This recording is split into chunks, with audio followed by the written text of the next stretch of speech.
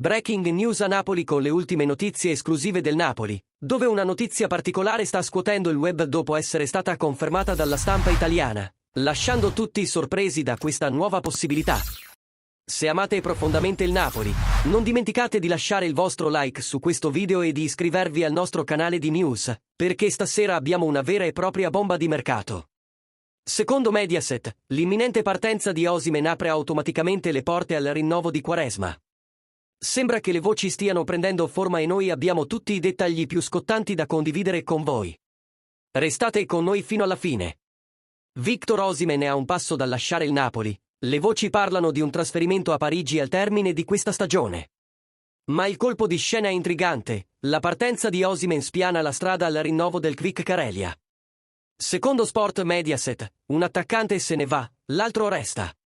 Il futuro della coppia Osimhen-Kvaratskhelia sembrava già segnato, ma ora, con le conferme dirette del Napoli, sembra che la cessione del primo sblocchi la permanenza del secondo. Tuttavia, le prossime mosse del Napoli dipendono molto dal prossimo allenatore, e il favorito resta Antonio Conte. Ma i buoni rapporti tra De Laurentiis e Alifi potrebbero ritardare un affare che si trascina dalla scorsa estate. Sembra che Osimhen stia praticamente facendo le valigie per il PSG, con un accordo da 120 milioni di euro quasi concluso. E Karelia? Sembra che il suo rinnovo sia ben avviato, con la possibilità di prolungare il contratto fino al 2028, e il Napoli vorrebbe addirittura inserire una clausola rescissoria da 150 milioni di euro.